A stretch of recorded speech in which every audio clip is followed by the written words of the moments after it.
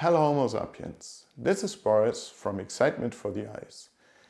In this video I'll show you two different manufacturers of CFexpress cards, namely Wyze and PerGear, that I personally use for 4K and 8K videos on my Canon EOS R5, but which are possibly a little bit less well known.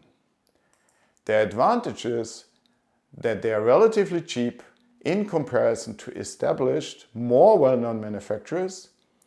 Of course, prices are always changing, so it's best that you check out by yourselves. Please see the affiliate links in the description below and keep in mind that when you buy via the link, it will not cost you anything extra, but it will help me to sustain the channel. Worth mentioning that this is not a sponsored video. That means I have bought all my memory cards by my own, at my own cost, for the purpose to use themselves on my own camera. Why do we need CFexpress cards in the first place? If you want to record on the Canon EOS R5, for example, in 8K RAW or 8K All-I, in 4K 100 or 120 frames per second, that means 4 times slow motion, or 4K 50 or 60 frames per second in All-I, SD memory cards do not provide sufficient write speed or bitrate. Other cameras, including other brands of course, are similar.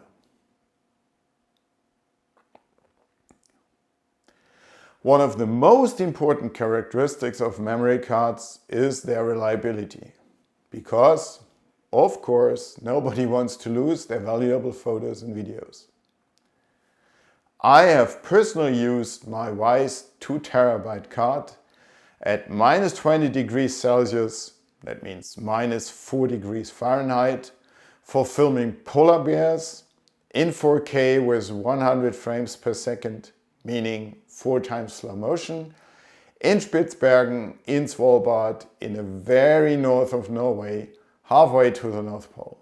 At plus 40 degrees Celsius, that means plus 104 degrees Fahrenheit, for filming all kinds of wildlife in the Okavango Delta, in Botswana and Africa, like water buffalo, lions, elephants and giraffe in 4K with 100 frames per second, equivalent to 4 times slow motion.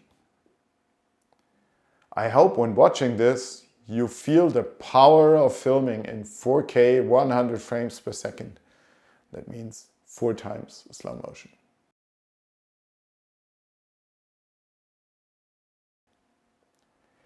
Recently, I have started more and more to film in 8K 25 frames per second, even if my target resolution is only 4K. I have filmed lynx chilling in the snow at around -5 degrees Celsius, plus 23 degrees Fahrenheit.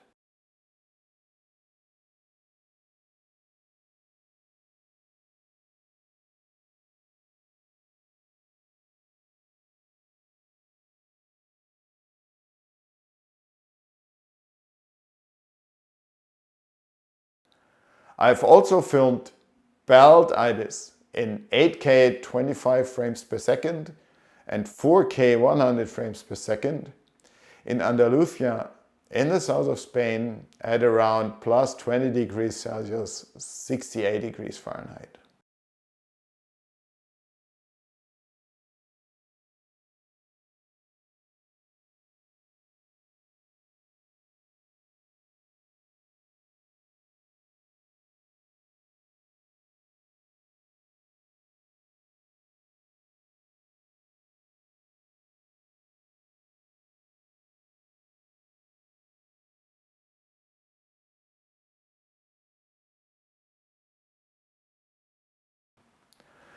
Until now, my Wyze 2TB card is working perfectly and I have never had any issues.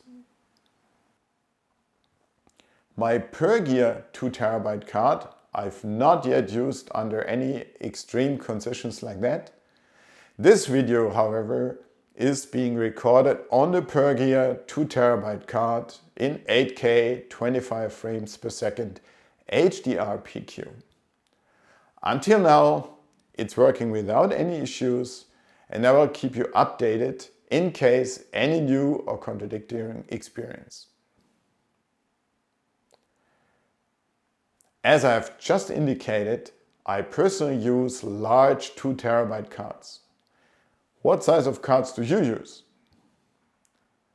I configure my Canon EOS R5 for videos only on the CFexpress card and the photos only on the SDXC. Since I've never had any issues with failures of any memory cards, neither SD card or CFexpress, I do not configure any backups by dual recording in both memory cards at once.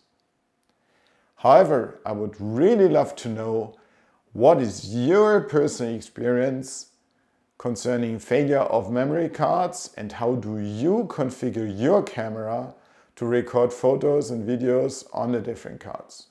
So please let me know in the comments below. Did you know that the size of the CFexpress card can have a significant impact on the read and write speeds? Most manufacturers advertise the max read or write speeds. However, the maximum value is not really relevant. What really interests us as a videographer is the maximum sustained write speed, because that one determines which type of video we can record continuously. In the case of PerGear, only the 1 and 2 TB cards are capable to cover all relevant video types for a Nikon Z9. The Canon EOS R5 and R3 are supported in all 4K and 8K formats down to the Pro 256 GB cards. In case of Ys, standard cards down to 512 GB and all Pro cards support a Nikon Z6, Z7 II, Z9 and basically the same for the Canon EOS R3 and R5. You can download a detailed list of supported cameras and video formats from the links in the description below, which are documents from the suppliers of the cards. Let's look at some other criteria for the size of CFexpress cards. Obviously, card price increases with size. I consider the price per size as the most relevant metric. At the time of making this video, the cheapest price per size is for the largest cards available. That means the 2 TB cards. And keep in mind that the larger cards are usually also faster, as already discussed in detail before.